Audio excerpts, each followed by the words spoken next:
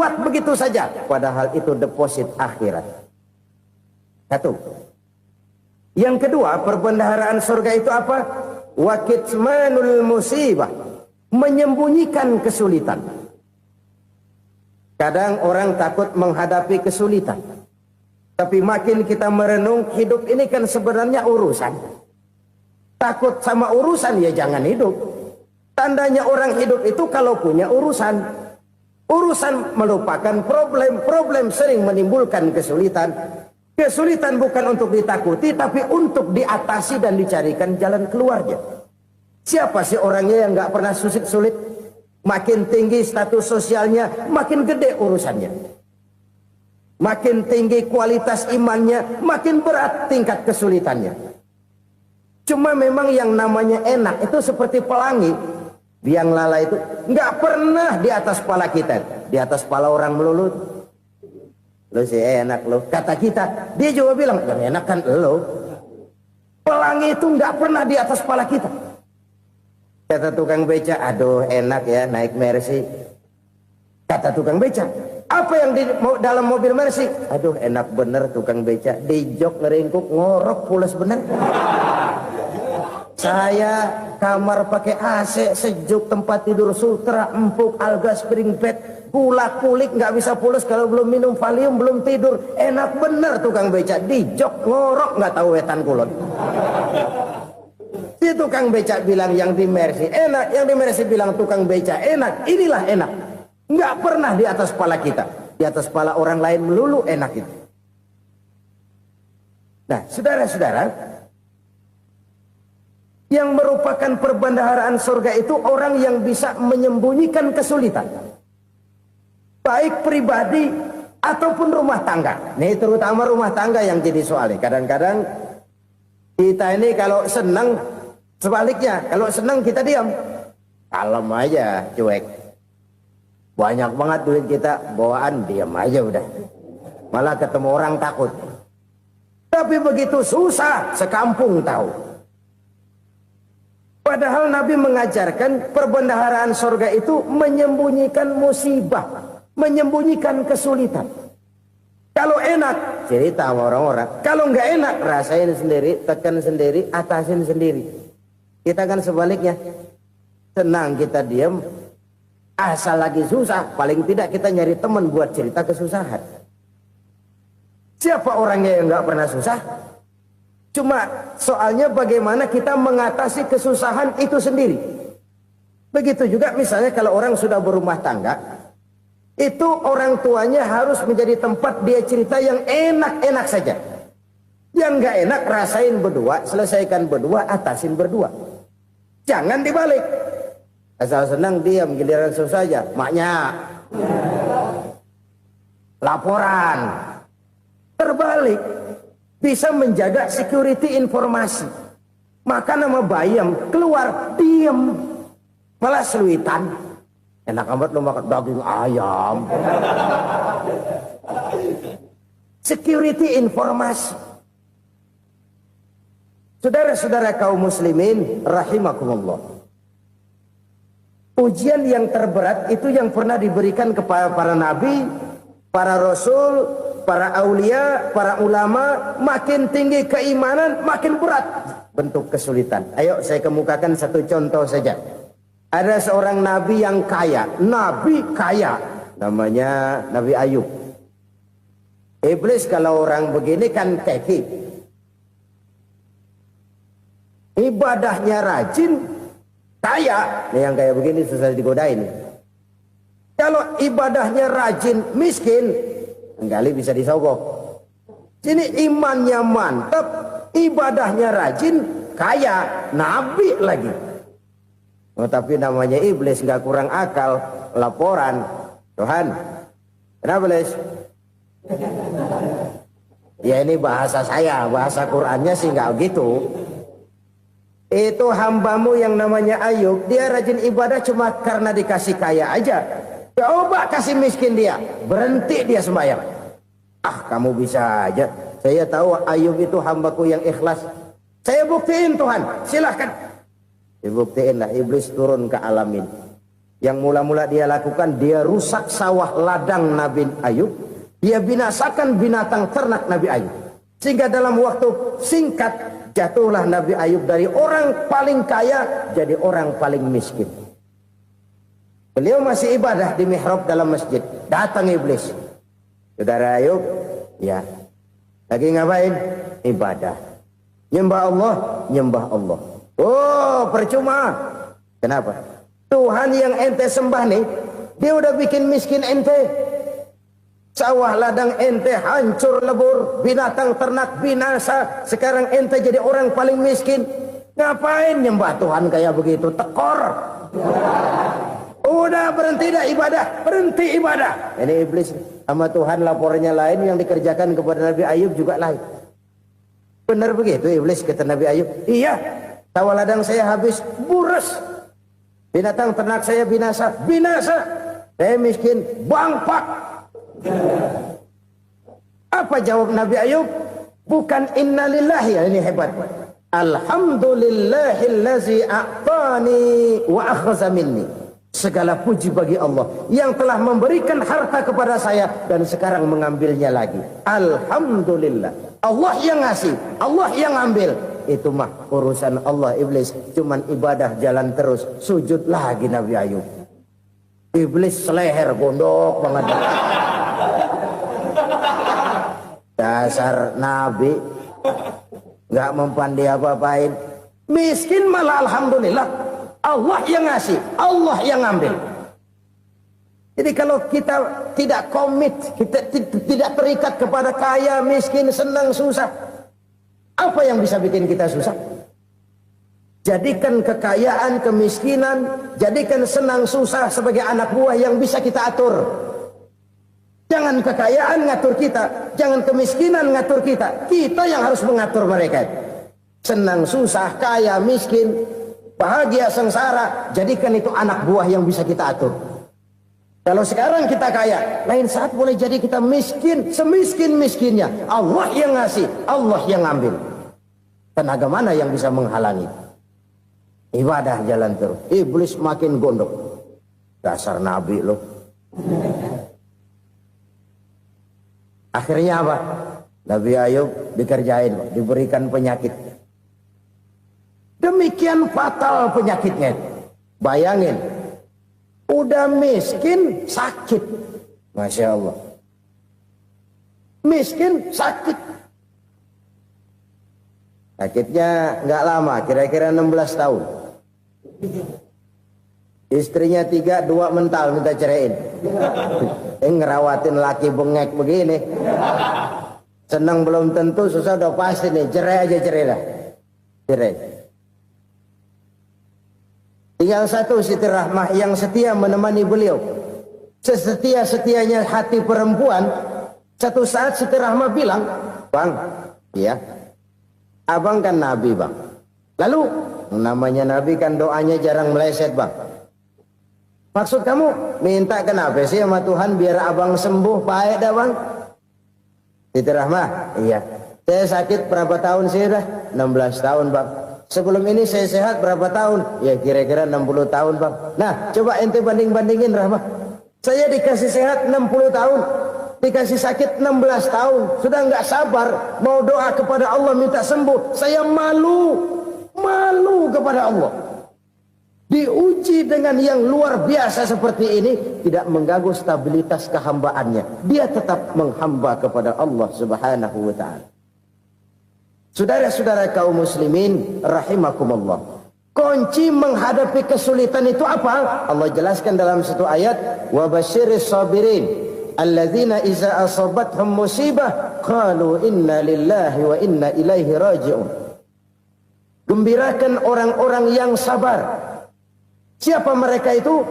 Yang apabila mendapat musibah mereka kembali kepada keyakinan dasar. Segalanya dari Allah dan segalanya akan kembali kepada Allah.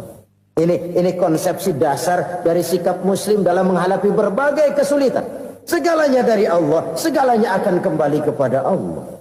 Kalau ini sudah kondisi dasarnya, maka kita akan lapang menghadapi kenyataan bagaimanapun pahitnya. Apakah itu namanya miskin? Apakah itu namanya sakit? Bahkan maut sekalipun, segalanya dari Allah, segalanya akan kembali kepada Allah. Ini sikap hidup, bukan sekedar ucapan. Kita kadang-kadang menjadikannya sebagai ucapan. Mulutnya sehingga berhenti, innalillahi wa inna ilaihi rajiun, tapi nangisnya terus gerung-gerungan. Bukan itu, ini kesadaran moral. Kalau segalanya dari Allah, segalanya kembali kepada Allah, kan sebenarnya cuma nunggu giliran. Hari ini saya nyembayangin dia, entah hari apa saya disembayangin orang. Hari ini saya antar dia ke kubur, entah hari apa orang nganterin saya ke kubur. Hari ini saya tahlilkan dia, entah nanti kapan orang tahlilkan saya. Segalanya dari Allah, segalanya akan kembali juga kepada Allah. Oleh sebab itu saudara-saudara, kesulitan bukan untuk ditakuti. Kesulitan justru untuk diatasi, dicarikan jalan keluarnya. Dan tidak ada orang yang tidak pernah mendapat kesulitan. Tidak ada. Semakin tinggi status sosial, semakin tinggi kualitas keimanan, semakin besar juga tingkat kesulitan. Hanya saja bagaimana cara kita mengatasinya. Dan Al-Quran menyatakan, inna ma'al usri yusra. Di balik kesulitan itu pasti ada kemudahan. Roda itu berputar. Karena itu Rasulullah sallallahu alaihi wasallam mengingatkan kepada kita, ta'arraf ilallahi fir raha ya'rifka fis syiddah. Ingatlah kepada Allah di waktu kamu senang, supaya Allah ingat kepada kamu di waktu kamu susah. Kalau waktu senang kita ingat kepada Allah, kita susah, Allah tidak akan meninggalkan kita. Tapi kalau waktu senang kita jauh dari Allah, sujud tidak sempat, dengan masjid jauh, ketika senang kita lupakan Allah. Nanti begitu kita susah, Allah lupakan kita. Dan itu menyakitkan. Oleh karena itu orang-orang tua kita dulu bilang, kalau lagi sehat ingat-ingat lu bakal sakit nanti. Kalau lagi kaya ingat-ingat satu saat kita bakal jatuh miskin. Bahkan kalau lagi muda ingat-ingat kita bakal tua. Dan yang terpenting, kalau lagi hidup ingat-ingat kita bakal mati. Saudara-saudara kaum muslimin rahimakumullah. Jadi yang kedua yang merupakan perbendaharaan surga, menyembunyikan musibah. Saudara-saudara kaum muslimin rahimakumullah. Hal ketiga yang merupakan perbendaharaan surga adalah wasilatur rahmi. Orang yang suka bersilaturahmi. Sebagaimana yang kita maklum bahwa manusia adalah makhluk yang disebut zon politika. Makhluk sosial yang tidak mungkin hidup sendiri-sendiri. Betapa dan siapapun kita memerlukan orang lain. Bodoh betul manusia kalau tinggal di tengah masyarakat tapi tidak mau bermasyarakat. Merasa hebat sendiri, pintar sendiri, gagah sendiri, kaya sendiri. Mungkin kalau mati juga ngubur sendiri. Jangankan kita di sini. Di sorga saja Nabi Adam waktu sendirian bengong melulu, mondar mandir. Allah tegur dam sepidam. Ya ini kalau bahasa saya. Iya Tuhan, sepi ini nggak ada coret-coretan pisan ini. Diciptakan Siti Hawa baru anteng Nabi Adam. Itu di sorga. Cobalah. Umpamanya saudara tinggal di Jakarta nih. Kayak bener. Apaan aja di Jakarta punya saudara dah. Jembatan Semanggi ambil. Monas, Buntel bawa pulang. Hotel-hotel ambil semua. Cuman tinggal di Jakarta sendirian, apa enaknya? Betapa dan siapapun kita perlu orang lain. Tidak ada seorang pun yang bisa memenuhi kebutuhan hidupnya secara sendiri-sendiri. Nah, Islam telah menyelamatkan manusia dari ras diskriminasi. Mengikat manusia dengan persaudaraan yang berlandaskan kepada akidah. Karena itu dianjurkan bersilaturahmi. Bahkan Nabi menyatakan, man arada ayyubsata lahu fi rizkihi wa yunsa'a fi atharihi falyasil rahimah. Siapa yang kepengen diluaskan rezekinya dan dipanjangkan usianya, banyaklah ia bersilaturahmi. Siapa yang kepengen dimudahkan rezekinya, hendaknya ia banyak bersilaturahmi. Kalau banyak teman, kesulitan kan paling tidak ada tempat cerita. Udah susah, sendirian, kita pikirin diri, nggak ada tempat tukar pikiran. Cepet banget sama bengek. Dilawan sendiri. Nah, secara makro kita bisa berkata, tidak mungkin ada kemenangan kalau tidak ada kekuatan. Tidak ada kekuatan kalau tidak ada kesatuan dan persatuan. Tidak mungkin ada kesatuan dan persatuan tanpa semangat silaturahmi. Kalau umat Islam mau menang, dia harus kuat. Kalau umat Islam mau kuat, dia harus bersatu. Kalau umat Islam mau bersatu, dia harus membudayakan silaturahmi ini. Bahkan sampai-sampai kata Nabi, kalau bisa cari nilai tambah. Apa? Silman koto'ak. Bersilaturahmilah kau kepada orang yang marah denganmu. Masya Allah, indahnya ajaran agama kita. Orang yang marah pun kepada kita, kata Nabi, kalau bisa bersilaturahmilah kepadanya, kepada orang yang marah itu. Di situ nilai tambah. Cuman jujur nih hadis, ngucapinnya gampang, ngamalinnya yang berat banget. Orang marah sama kita, kita disuruh silaturahmi. Ada apa malu? Lu marah, ada gue marahan lagi. Gue pikirin. Saudara-saudara kaum muslimin rahimakumullah. Tapi ini yang diajarkan, bahkan ini yang dicontohkan oleh baginda Rasul. Bagaimana begitu mudah, misalnya satu saat Abu Jahal ini ngatur strategi bagaimana bikin Muhammad celaka. Dia gali lubang di depan tempat tidurnya. Dia tutupin daun korma. Terus dia panggil seseorang, ke sini. Kasih tahu Muhammad, pamannya sakit keras, minta ditengokin. Berangkat orang ini ke sana. Muhammad, labbaik.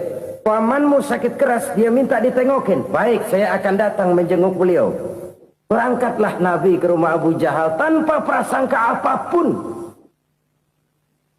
Abu Jahal udah pasang stil, selimut 3 rangkap setengah dipakai. Persis kayak orang meriang. Tapi sembari ngintip dari balik selimut. Begitu Muhammad buka pintu, nah, masuk perangkap nih. Muhammad jalan menuju tempat pembaringan. Makin lama makin dekat, makin lama makin dekat. Makin dekat ke lubang yang dipasang oleh Abu Jahal itu. Dalam hati Abu Jahal, terus dah jatuh, mampus dah lo ini. Mampus lo hari ini nih. Apa yang terjadi? Malaikat Jibril datang. Muhammad, pamanmu cuma pura-pura sakit. Di depan tempat tidurnya ada lubang perangkap supaya kamu jatuh ke situ. Sudah, kamu pulang. Balik kanan Nabi. Sudah hampir jatuh ke lubang, balik kanan, pulang. Bayangin kecewanya Abu Jahal. Muhammad dikit lagi, Muhammad dikit lagi. Enggak paman, saya pulang aja. Emosi bangun dari tempat tidur, enggak sadar kalau lagi pura-pura sakit. Lompat ngejar Nabi, dia lupa dengan lubang yang dia gali. Serak, nyemplung sendiri ke dalam lubang.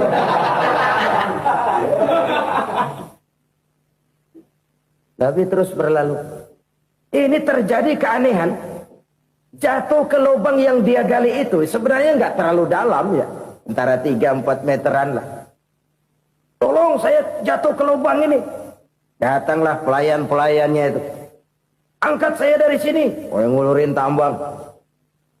Satu gulung, belum juga nyampe itu tambang. Kurang, beli lagi ke warung. Sambung, ulur lagi, nggak juga bisa sampai. Wah, ini kerjaan Muhammad ini.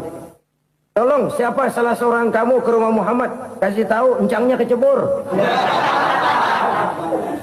Minta ditolongin. Sampaikan kepada Rasul. Kenapa? Pamanmu jatuh ke lubang, Muhammad minta tolong diangkatin. Tambang udah nyambung-nyambung nggak nyampe juga. Ya, nanti saya datang, saya tolong. Coba. Nyata-nyata orang berniat jahat mau mencelakakan dia. Datang dia menolong. Ini yang disebut air tuba dibalas air susu ya ini. Bukan sebaliknya. Air tuba dibalas air susu. Paman, kecebur ya? Iya Muhammad, tolong ini. Pegang tangan saya. Nabi ulurkan tangannya, nyampe, dipegang oleh Abu Jahal, diangkat ke atas. Sampai atas, apa kata Abu Jahal? Sihirmu memang hebat Muhammad. Udah ditolongin dikata sihir. Yang enak kita kemplang kan itu orang begitu. Urusan apa? Tapi inilah akhlak. Kalau bisa kamu bersilaturahmilah dengan orang yang marah kepadamu sekalipun. Orang marah kita tetap baik. So, kalau kita berbuat baik sama orang yang memang baik, rasanya sih biasa-biasa aja. Orang baik kita baik lagi, ya draw aja, belum ada nilai tambah di situ. Baru ada nilai tambah kalau kita bisa berbuat baik kepada orang yang nyakitin kita. Itu namanya kita setingkat di atas dia. Dia sakitin kita, kita berbuat baik sama dia. Dia pelit sama kita, kita baik sama dia. Dia marahin kita, kita deketin dia. Di situ kita punya nilai tambah. Jadi siapa yang ingin diluaskan rezekinya, kata Nabi, dan dipanjangkan umurnya, hendaklah ia banyak-banyak bersilaturahmi. Sederhana sebenarnya silaturahmi, tapi silaturahmi membangkitkan semangat kesatuan dan persatuan. Kesatuan dan persatuan melahirkan kekuatan. Dalam matematika 1 ditambah 1 pasti 2. Tapi di tengah masyarakat, 1 orang takut ditambah 1 orang takut, hasilnya jadi 2 orang setengah berani. Kenapa setengah berani? Karena udah berdua. Tadi pan takut sendirian. Kalau dia kumpul turu-turu takutlah jadi berani. Kita yang lemah, kita yang tidak berdaya, kita yang miskin, kalau mau kompak bersatu, apa yang nggak bisa kita kerjain? Apalagi tinggal di kota besar, pilihan cuma 2. Bertahan atau minggir. Bertahan atau minggir. Untuk bisa bertahan harus mampu bersaing. Untuk mampu bersaing harus punya keahlian. Keahlian harus ditunjang dengan pendidikan, ditambah oleh kekompakan sebagai umat. Udah miskin mencar mulu, orang injak kita. Orang nggak pandang urusan apa malu. Oleh karena itu, silaturahmi pada hakikatnya merupakan roh dari ukhuwah yang diajarkan oleh agama kita. Bagaimana Islam menyelamatkan masyarakat manusia dari ras diskriminasi, mengikat manusia, dan tidak ada persaudaraan yang lebih indah selain persaudaraan yang diikat dengan nilai-nilai akidah. Sepanjang orang di jalan Allah, itulah saudara kita. Keluar dia dari jalan Allah, selesailah persaudaraan sampai di situ. Karena itu, kalau ingin menyimpan sesuatu di surga, banyaklah bersilaturahmi. Datang ke rumah ini, datang ke rumah itu, dan lain sebagainya. Itu simpanan kita di akhirat nanti. Ini yang ketiga. Saudara-saudara, yang keempat, perbendaharaan surga itu apa? Wa qawlu la hawla wa la quwwata illa billah. Ucapan la hawla wa la quwwata illa billah. Ibadah kan ada yang berat, modalnya besar. Bangun masjid berat, modalnya besar. Bangun rumah sakit berat, modalnya besar. Ada ibadah yang berat, tapi modalnya ringan. Misalnya puasa. Puasa itu berat, mengendalikan nafsu. Kalau sekedar nggak makan, nggak minum sih enteng. Mengendalikan nafsu. Itu jihad terbesar, tapi kan modalnya ringan, cuma niat saja. Ini ibadah berat, modalnya ringan. Ada ibadah yang ringan, modalnya juga enteng. Seperti termasuk ucapan la haula wa la quwwata illa billah. Tanpa sadar, la haula wa la quwwata illa billah. Nyelengin tuh di surga. Nyelengin, kita nggak terasa. Nyelengin simpenan akhirat. La haula wa la quwwata illa billah. Nyimpan lagi. Kaget, la haula wa la quwata illa billah, nyimpan lagi, banyak simpanan. Walaupun sebenarnya yang dimaksud di sini adalah kesadaran batin bahwa tidak ada daya dan kekuatan kecuali Allah. Itu intinya. Kita memulai pekerjaan disunahkan baca bismillah, kan begitu. Apa itu? Kesadaran moral. Bahwa ini saya bisa kerjakan. Saya kerjakan ini dengan menyebut nama Allah. Kenapa? Kalau Allah tidak memberikan daya dan kekuatan, mana mampu saya kerjakan ini. Maka saya kerjakan ini dengan menyebut nama Allah. Bismillah. Kesadaran moral. Manusia hanya wajib berusaha, tapi nggak pernah wajib berhasil. Banyak hal-hal yang kalau kita renungkan secara rasio, nggak mungkin. Tapi jadi kenyataan, la haula wala quwata illa billah. Tidak ada daya dan kekuatan kecuali bagi Allah semata-mata. Kesadaran moral akan kelemahan dan keterbatasan makhluk bernama manusia. Kadang kita kagum dengan otak, tapi kita sering lupa sama yang bikin otak. Padahal bagaimanapun hebatnya otak, yang bikin otak pasti lebih hebat dari otak. Nggak percaya, silahkan otak-otakan. Inilah kecenderungan. Kita kagum dengan pesawat-pesawat mutakhir, bukan main, besi gede banget terbang itu. Alangkah hebatnya. Lalu apa yang bikin otak tidak lebih hebat dari itu semua? Kita puji laut, apa yang bikin laut tidak lebih hebat dari laut itu? La haula wala quwata illa billah. Tidak ada daya dan kekuatan kecuali Allah. Apa yang bisa kita lakukan kalau tidak karena daya dan kemampuan yang diberikan oleh Allah kepada kita? Lahirlah sikap tawadu, rendah hati, tidak melonjak menjadi angkuh dan sombong, sadar akan kelemahan dan keterbatasan diri. Sebagai makhluk yang diciptakan oleh Allah Subhanahu wa taala. Jadi satu sisi ini ucapan yang berpahala, la haula, jadi wiridan. Pada sisi lain ini kesadaran moral, sikap mental, kesadaran batin bahwa yang punya daya dan kekuatan itu cuma Allah. Kita nggak pantas untuk sombong, sebab sombong itu pakaiannya Allah. Kita nggak sedang pakai pakaian Allah, kegedean. Dan makin kita renungi, makin terbentur. Apa sih yang bisa kita sombongin? Kita mau sombong apa? Kaya, pintar, itu kan semua relatif. Di atas langit masih ada langit lagi. Jadi oleh karenanya, marilah kita menyadari. Manusia hanya wajib berusaha, tapi tidak pernah wajib berhasil.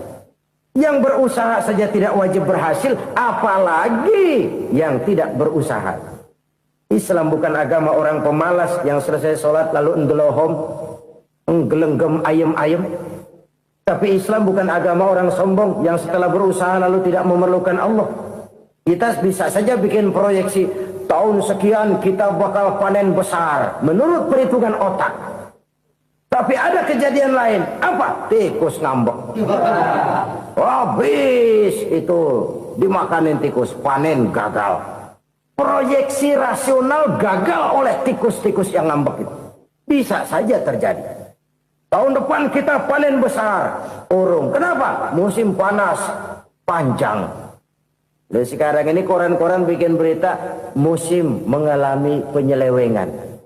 Bukan cuma manusia yang nyeleweng sekarang. Musim pakai nyeleweng.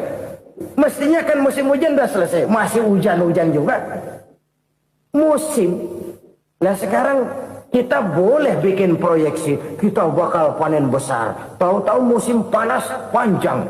Sawah retak, air kering. Cari teknokrat yang paling botak. Suruh pendekin tuh musim panas. La haula wa la quwata illa billah. Inilah kesadaran moral. Saudara, saya teringat satu saat ada seorang konglomerat. Umurnya ya kira-kira 70-an. Satu saat dia ditanya oleh wartawan, "Pak, umur Bapak berapa sih?" "Ya paling 10 tahun."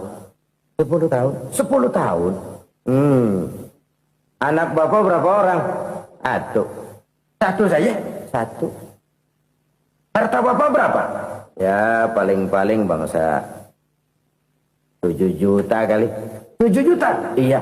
Pak, kenapa Bapak bohongi saya? Bapak punya buku biografi.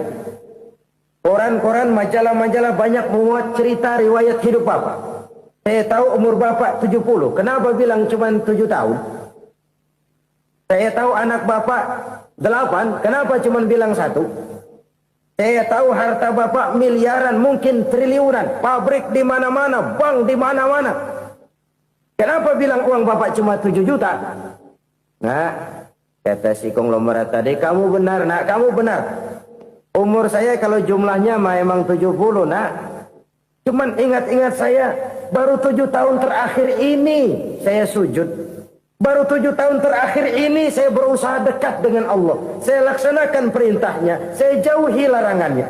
7 tahun inilah rasanya yang ada nilainya di hadapan Allah. Yang 63 tahun matong, kelabu, kelem umur gue. Habis untuk maksiat, untuk munkarat. Maka ketika ditanya tadi, umur saya 7 tahun itu. Oh begitu Pak. Oh iya. Lalu anak Pak. Anak bapak kan 8. Kenapa bilang cuma 1? Nah, kalau jumlah hitungannya memang anak saya 8. Tapi dari 8 orang ini rasanya cuma 1 nih. Yang bakal jadi buah hati, belahan jantung. Pelanjut cerita, penerus sejarah. Bakal jadi anak soleh yang akan mendoakan saya. Cuma 1 rasanya anak saya ini yang bakal jadi buah hati saya. Besar-besaran saya. Yang akan mendoakan di kubur saya. Yang akan mendoakan di akhirat saya. Yang 7 orang mana? Masya Allah, yang atu tenggeng, yang atu nyekek botol lolo, yang atu nggak karu-karuan. Makanya saya bilang 1 anak saya yang akan bisa mendoakan saya. Oh begitu Pak. Iya. Nah harta Pak, harta Bapak kan triliunan. Pabrik Bapak di mana-mana. Uang Bapak hampir di tiap bank-bank besar. Kenapa bilang cuma 7 juta? Betul kau nak. Harta saya kalau jumlahnya memang miliaran, triliunan mungkin. Tapi yang saya ingat baru 7 juta tuh yang saya belanjakan di jalan Allah. Saya nyumbang masjid, saya santuni yatim piatu, saya bantu pembangunan pesantren, saya bantu pembangunan rumah sakit Islam. Itu yang akan saya bawa pulang ke akhirat, yang 7 juta itu. Yang triliunan itu nanti akan diperebutkan oleh anak-anak saya sebagai waris saya. Jadi harta saya 7 juta itu yang bakal nemenin saya di akhirat. Yang akan saya bawa pulang jadi teman saya. Saudara-saudara kaum muslimin. Jangan-jangan orang tua itu adalah kita-kita ini. Jangan-jangan kita-kita ini adalah orang tua itu. Jangan-jangan itu potret dari diri kita masing-masing. Dari sekian umur yang diberikan Allah, berapa tahun yang ada nilainya di hadapan Allah? Dari sekian anak-anak yang merupakan amanah, berapa yang akan mendoakan kita sebagai orang tuanya menjadi anak soleh?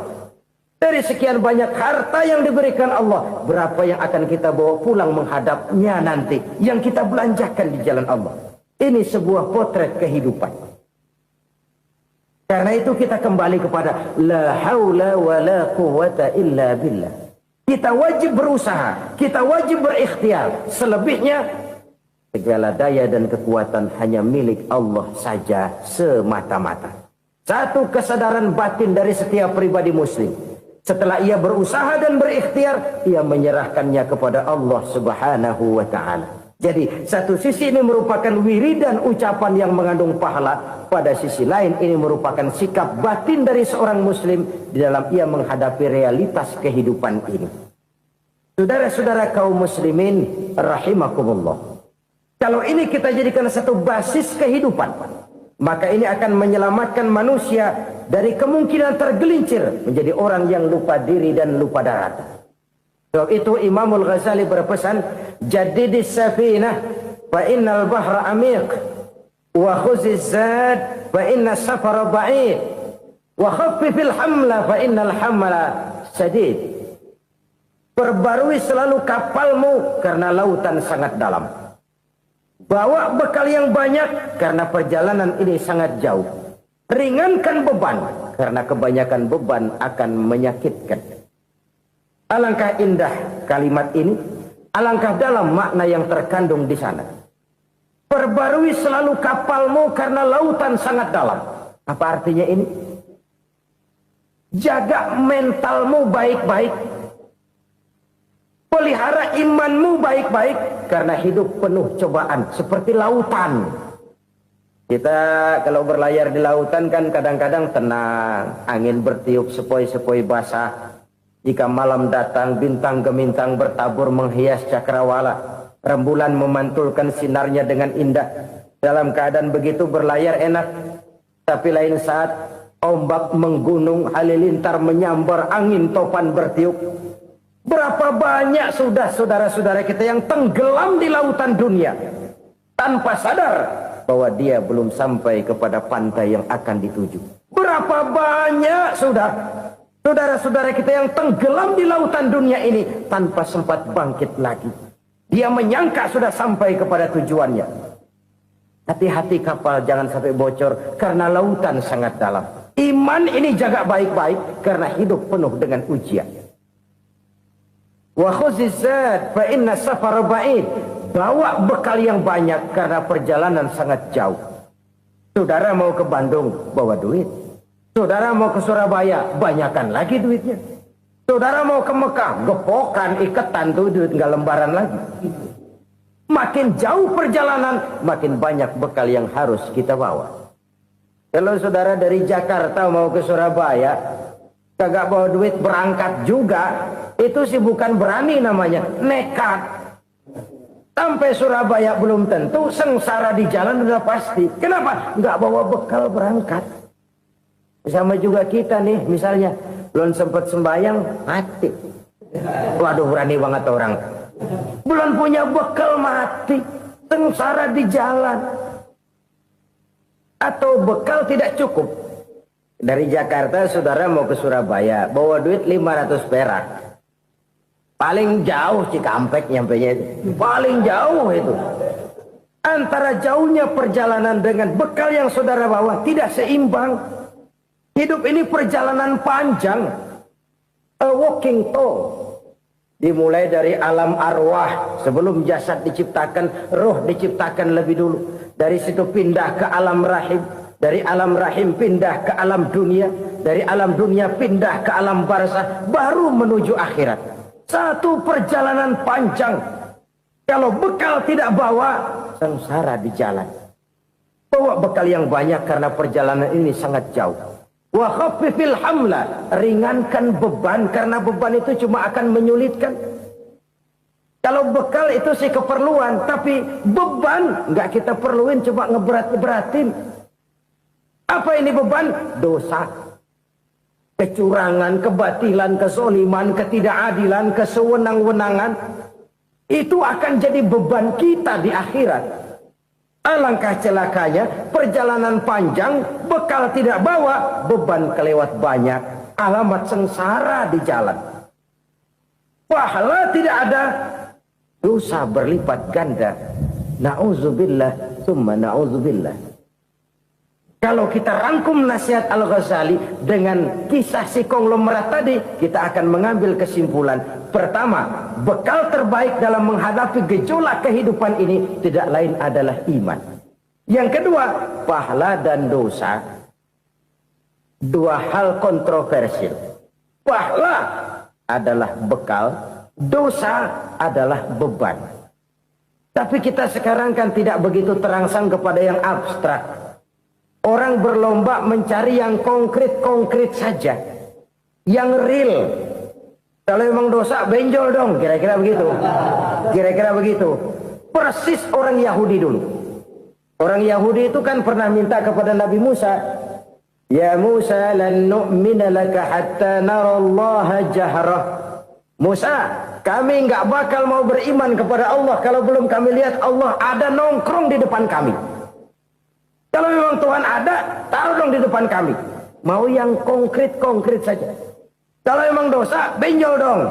Kalau memang pahala, berasa dong. Orang terangsang kepada yang real, yang konkret-konkret saja. Karena itu, untuk mengejar dosa, orang mau bayar. Tapi untuk mengejar pahala, walaupun tidak bayar, orang segan. Ini yang dikatakan oleh Nabi, kamu mengharapkan ke surga, tapi kamu berat melaksanakan sesuatu yang bisa membawa kamu ke surga. Kamu ingin jauh dari neraka, tapi tiap saat kamu lakukan perbuatan-perbuatan yang justru menjerumuskan kamu ke neraka. Idda'aitum an-najata minan nar wa ramaitum fiha anfusakum. Kamu ingin selamat dari neraka, tapi kamu lemparkan diri kamu ke neraka. Kamu ingin masuk surga, tapi berat sekali kamu melakukan perbuatan-perbuatan yang bisa menyampaikan kamu di surga. Saudara-saudara kaum muslimin, rahimakumullah. Jadi hal keempat yang merupakan perbendaharaan surga adalah la haula wa la quwwata illa billah. Satu sisi ini merupakan ucapan yang memperberat timbangan akhirat. pada sisi lain ini merupakan sikap hidup seorang muslim, kesadaran batin yang sangat dalam bahwa tidak ada daya dan kekuatan kecuali Allah. Dan itu kita simbolkan pada saat memulai pekerjaan dengan Bismillah, dengan menyebut nama Allah. Satu kesadaran moral, saya hanya bisa melakukan ini karena diberikan daya dan kekuatan oleh Allah. Lahirlah sikap tawadu, rendah hati, tidak melonjak menjadi angkuh dan sombong. Saudara-saudara, sampai sini dulu jumpa kita kali ini. Semoga 4 perbendaharaan surga ini dapat kita lakukan, yang kelak akan merupakan bekal kita di kemudian hari nanti. Amin ya rabbal alamin. Bapak-bapak, ibu-ibu, saudara-saudara kaum muslimin rahimakumullah. Di dalam kehidupan kita sebagai seorang muslim, minimal 5 kali dalam sehari semalam kita mendengar seruan untuk mendirikan solat yang disebut azan. Ada kalimat menarik di dalam kalimat azan itu, yakni seruan hayya 'alal falah, marilah menuju kepada keberuntungan, marilah meraih kemenangan. Seruan ini adalah kecenderungan dari setiap manusia, apapun warna kulitnya. Artinya, setiap orang dalam hidup selalu ingin meraih dan mencari kemenangan. Kemenangan akan melahirkan kepuasan batin, dan kepuasan batin memberikan kebahagiaan. Sedangkan kekalahan melahirkan penderitaan batin, dan penderitaan batin menjerumuskan seseorang di dalam berbagai bentuk kerugian. Jikalau inilah seruan azan, maka masalahnya ialah apa yang menyebabkan kita meraih kemenangan. Al-Quranul Karim memberikan tuntunan dan ajaran kepada kita bahwa orang-orang yang memperoleh kemenangan itu tidak lain adalah orang-orang yang bertakwa. Hanyalah mereka yang bertakwa kepada Allah Subhanahu wa ta'ala pada akhirnya akan tampil sebagai pemenang. Lalu siapa orang yang bertakwa itu? Dijelaskan dalam awal-awal Al-Baqarah, orang yang bertakwa yang akan meraih kemenangan. Pertama, allazina yu'minuna bil ghaib, yaitu orang-orang yang beriman kepada yang gaib. Percaya bahwa ada alam yang gaib, alam yang abstrak, alam yang tidak bisa dijangkau oleh salah satu daripada panca indera kita.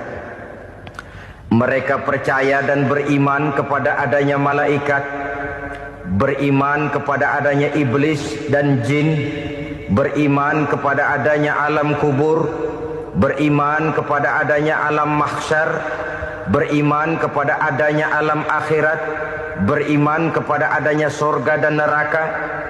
Beriman bukan cuma sekedar beriman dalam ucapan bibir saja, tetapi beriman yang nilai iman itu mampu mewarnai gerak dan gaya hidupnya. Iman yang meresap sampai ke tulang sumsum, kemudian memberikan dampak positif di dalam kehidupan manusia. Alam, kita tahu, adalah sesuatu yang selain Allah, dan Allah bukanlah alam. Apapun namanya selain daripada Allah, itu adalah alam.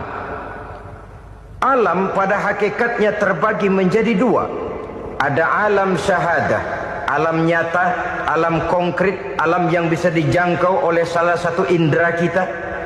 Kemudian ada alam ghaib, alam yang tidak bisa dijangkau oleh panca indera kita, alam metafisika, alam abstrak, alam yang wajib kita imani keberadaannya. Kita percaya bahwa malaikat itu ada, kita percaya kepada jin, bahwa jin itu ada, kita percaya kepada adanya iblis dan setan. Bukan percaya kepada iblis dan setannya, percaya bahwa iblis dan setan itu ada. Itu termasuk salah satu daripada sifat orang yang bertakwa kepada Allah. Saudara-saudara kaum muslimin rahimakumullah, kecenderungan pembangunan yang lebih bersifat materialistis biasanya menggeser aspek kehidupan rohani. Orang berpikir empiri, dan dalam pola pikir yang demikian maka alam gaib tidak lagi mendapat perhatian. Aspek kehidupan yang bersifat rohaniah malah mulai ditinggalkan. Akibatnya terjadilah kepincangan di dalam kehidupan kita. Pernah ada satu pengalaman pribadi dalam perjalanan kembali ke tanah air. Dalam pesawat di sebelah kanan saya duduklah seorang Jerman namanya Heiner Simonsen. Iseng saya ajak kenalan, saya ajak ngobrol, saya tanya dia. Saya bilang, Mas Heiner ini, kalau pesawat yang kita tumpangi ini jatuh ke bawah, kira-kira apa yang bakal terjadi, Mas? Dia bilang, kita semua akan mati. Begitu? Iya. Oke. Apa itu mati? Tanya saya. Dia bilang, untuk tahu apa itu mati, kita harus tahu lebih dahulu apa itu hidup. Saya pikir nih bule bisa ngomong juga. Baiklah kata saya. Apa hidup menurut Anda itu? Oh, hidup itu dia bilang, kalau seluruh anggota badan kita bekerja secara normal, paru-paru memompa darah secara normal, jantung berdetak secara normal, sel-sel tubuh bekerja secara fit, dan organisme tubuh hanya mau bekerja secara normal, dia bilang, kalau kita memberi makan yang cukup, menu yang teratur, dan gizi yang lengkap. Saya bilang, kesimpulannya apa, Ner? Dia jawab, hidup adalah dari tangan ke mulut. Life is from the hand to the mouth, kata dia. Hidup adalah dari tangan ke mulut. Jadi masalah hidup tidak lebih daripada masalah isi perut. Orang pergi pagi, pulang sore, peras keringat, banting tulang, perut yang dibelain.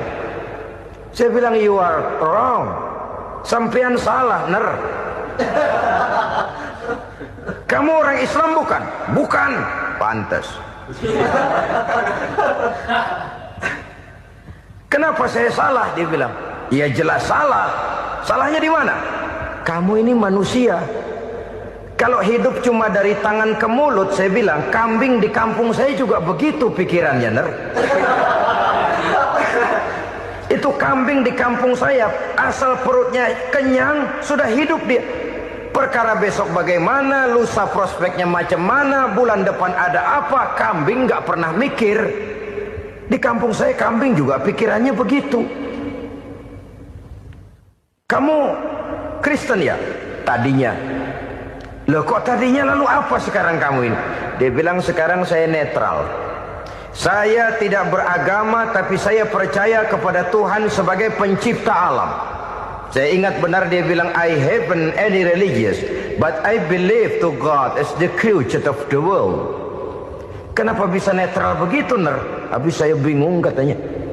Islam bilang Islam baik, Kristen bilang Kristen baik, Hindu Buddha bilang Hindu Buddha baik, semua agama baik. Saya netral sekalian, nggak beragama. Yang penting saya percaya kepada Tuhan. Saya bilang, Ner, kamu ini kayak orang mau beli celana, lalu bingung. Yang satu bilang Levi's bagus, yang satu bilang Blue Jean hebat, yang satu bilang Wool England hebat. Celana ini hebat, celana itu bagus, celana ini hebat. Semua celana bagus, kamu bingung. Akhirnya netral, tidak pakai celana. Itu juga salah. Saya pikir-pikir, kemudian saya melihat bahwa dua pola berpikir Heiner ini nampaknya sudah mulai menggejala di lingkungan masyarakat bangsa kita.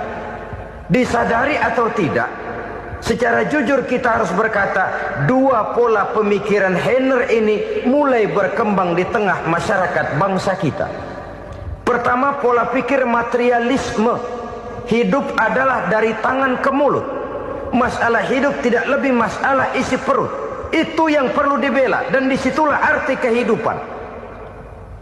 Pergi pagi pulang sore, peras keringat banting tulang untuk mempertahankan perut. Kalau sudah kemari cara orang berpikir, maka buat apa percaya kepada yang gaib? Untuk apa sholat? Untuk apa puasa? Untuk apa zakat? Untuk apa menghadiri majelis taklim?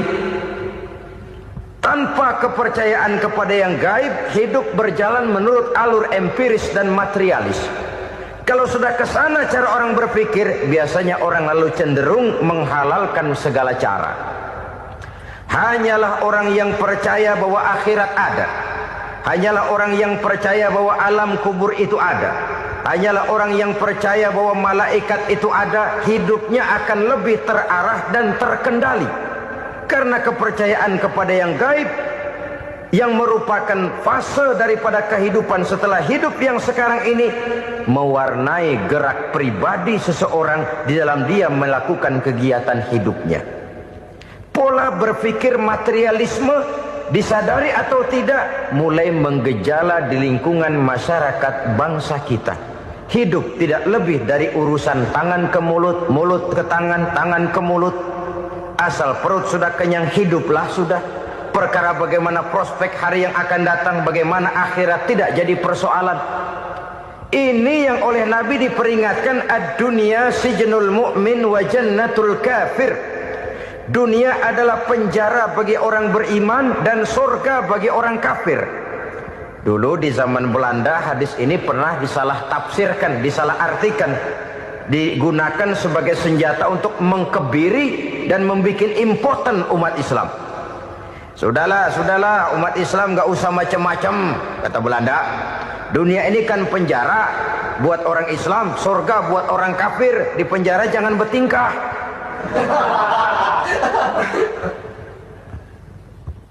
Pengertiannya tidak begitu. Dunia adalah penjara bagi orang mukmin. Artinya dalam kehidupan dunia seorang mukmin tidak bebas memperturutkan hawa nafsunya. Di penjara hawa nafsunya itu. Sebaliknya, surga bagi orang-orang kafir. Buat orang kafir, surgalah dunia ini. Mereka bebas memperturutkan hawa nafsunya. Dilarang tidak terlarang, dicegah pun tidak tercegah. Mereka hidup menurut alur bisikan nafsu mereka sendiri. Kemudian bila ajal datang, maut merenggut nyawa, selesailah surganya sampai di situ. Maka bagi orang-orang yang tidak percaya kepada adanya akhirat, kepada adanya alam gaib, surganya sebatas umurnya. Sekali lagi, surganya sebatas umurnya. Bila umur selesai, ajal pun datang merenggut nyawa, selesailah sudah surganya sampai di situ.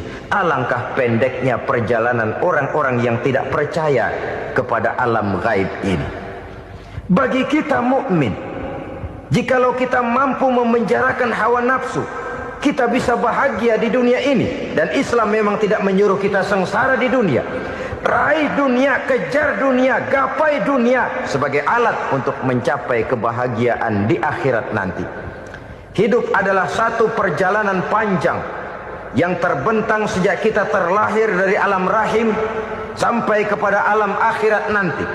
Andai kata kita gagal meraih kebahagiaan di dunia, toh kita masih punya akhirat. Tapi jangan jadi dalil yang melemahkan semangat. Biarin dah kita di dunia kebelangsak, yang penting akhirat. Akhirnya dunia benar-benar kebelangsak. Bagaimana dunia ini bisa kita raih, dan bagaimana meraih dunia untuk menunjang kepentingan akhirat nanti. Yang kedua, dari pikiran Heiner yang saya lihat menggejala di lingkungan masyarakat bangsa kita, timbulnya manusia-manusia netral. Seolah-olah Tuhan yes, agama no. Sama Tuhan percaya, agama ogah. Tuhan ngangguk, giliran agama godeng. Padahal hampir dalam setiap ayat dalam Quran, kata-kata amanu biasanya bergandeng dengan wa amilus sholihat. Iman dan amal soleh. Ini sebagai isyarat Tuhan dan agama jangan pernah dipisah-pisah. Apabila kita bertuhan, maka kita harus beragama. Apabila kita beragama, maka agama itu harus bersumberkan dari Tuhan yang kita imani itu. Tidak mungkin kita pisah, Tuhan yes, agama no. sama Tuhan percaya tapi agama bikin sendiri. Sembayangnya cukup bengong 2 jam madep ngulon.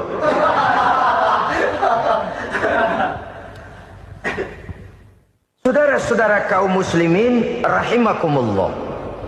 Jadi dengan demikian, agama yang kita akui merupakan unsur mutlak di dalam pembangunan sekarang ini, merupakan bagian dari kehidupan yang menuntun kita bahwa di balik alam nyata ini, di balik alam syahadah ini ada alam gaib. Dan mudabbir, murabbi, yang mengatur, yang menguasai, yang memelihara baik dia alam nyata, baik dia alam gaib, tidak lain adalah Allah Subhanahu wa ta'ala. Di sana ada satu super power, satu maha kekuatan yang kita perlu bersandar kepadanya. Sebagai makhluk nyata yang hidup di alam nyata, berbuatlah secara nyata sebagaimana harusnya kita berbuat. Karena Islam jelas bukan agamanya orang pemalas. Islam jelas bukan agamanya orang yang mengajarkan setelah selesai sholat boleh duduk, nggelenggem ayam-ayam, ndelohom, menghitung bintang di langit sambil menunggu keajaiban. Tidak. Islam adalah agama yang mengajarkan apabila sholat sudah selesai kamu kerjakan, bertebaranlah di permukaan bumi, cari karunia Tuhanmu. Jangan hidup berpangku tangan menunggu keajaiban. Karena hidup bukan undian. Jangan berharap untung besar tanpa mau peras keringat. Tapi di sebalik itu toh kita juga harus yakin bahwa di sisi usaha nyata yang kita lakukan ada satu super power, satu maha kekuatan gaib yang menentukan berhasil dan tidaknya usaha kita. Kepercayaan kepada hal semacam inilah yang mendorong kita untuk mempunyai sandaran vertikal, agar jikalau usaha ini berhasil kita tidak lupa diri dan lupa daratan. Jikalau usaha ini gagal kita tidak putus asa dan buruk sangka, tidak cupik pandangan dan sempit hati, tapi mampu melihat persoalan dengan kacamata putih sambil husnuzon kepada Allah Subhanahu wa ta'ala. Kita percaya malaikat itu ada. Ada yang namanya raqib dan atid, mengawasi gerak hidup kita sampai kepada gerak hati kita. Ini memberikan sugesti agar kita berhati-hati. Tidak sejengkal tanah pun kita bisa berlindung dari pengawasan raqib dan atid. Ada munkar nakir yang akan menyoal kita di alam kubur. Ada malaikat Malik, penjaga neraka. Ada malaikat Ridwan yang menjaga surga. Kita percaya kepada adanya jin. Kita percaya kepada adanya setan, iblis. Percaya kepada adanya, bukan mempercayai si setan, si iblis lalu menjadikannya sebagai teman. Tidak. Percaya bahwa mereka itu ada dan merupakan makhluk Allah yang gaib, yang diciptakan Allah Azza wa Jalla. Kepercayaan kepada alam gaib memberikan motivasi terhadap gerak lahir manusia, sehingga dengan motivasi kepercayaan kepada yang gaib, gerak lahir jadi lebih terarah, jadi lebih terpelihara. Pernah seseorang bertanya, "Pak, apakah adanya akhirat bisa dibuktikan secara ilmiah?" Saya bilang tidak bisa, tidak bisa. Kenapa? Karena yang berangkat nggak pernah pulang kembali lagi. Kalau dia pulang kemari bisa kita tanya bagaimana enak di sono. Cuma secara moral saya katakan, lebih beruntung orang yang percaya kepada akhirat daripada yang tidak.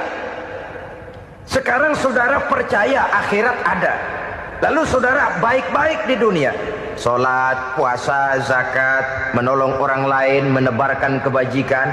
Saudara mati, andai kata akhirat tidak ada, toh dalam hidup saudara sudah berbuat baik. Paling tidak nama saudara akan dikenang sebagai orang baik. Sebaliknya, saudara percaya, kata saya, bahwa akhirat tidak ada, lalu hidup semau-maunya, tenggelam dalam maksiat dan munkarat, menentang Allah, tidak mau ruku dan sujud. Lalu saudara mati, kemudian akhirat ada, ayo mau apa? Bekal tidak punya.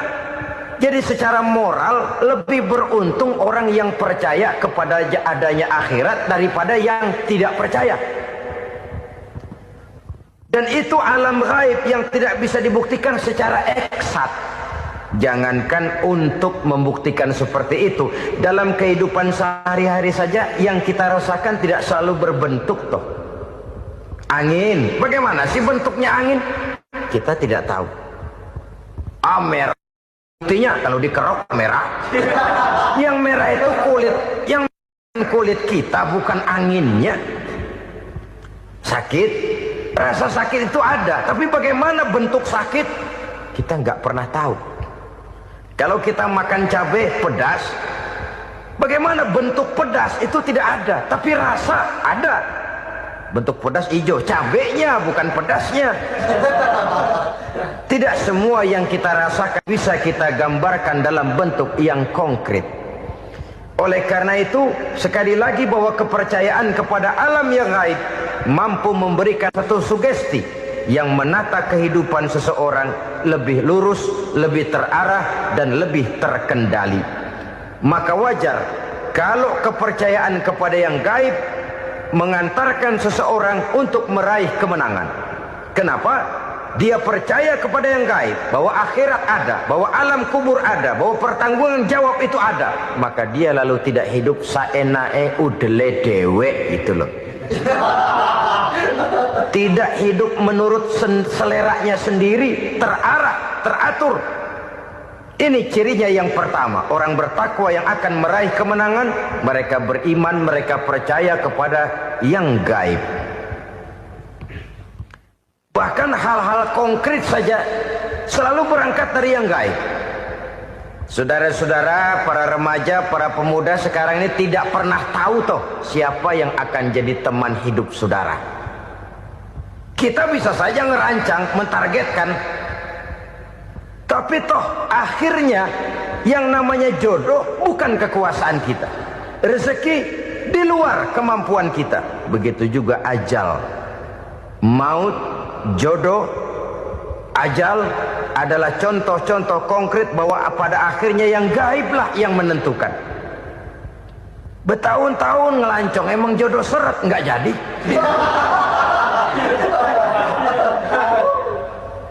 Begitu kenal baru setengah malam nginep ditangkap hansip kan. Hal-hal semacam itu kadang-kadang kita berpikir suuzon, gilet, perempuannya cakep banget, lakinya rebek amat. Memang begitulah jodohnya. Memang begitulah jodohnya. Saudara hadirin ma'asyiral muslimin yang saya hormati, jadi hal-hal yang konkret saja kita yakini sepenuhnya ditentukan oleh satu superpower yang gaib itu tadi. Dari sanalah segala ketentuan itu berangkat dan kesanalah segalanya akan kembali. Maka kepercayaan kepada yang gaib meluruskan gerak hidup seseorang dan itu akan mengantarkan dia kepada meraih kemenangan. Satu. Yang kedua, wa yuqimuna shalah.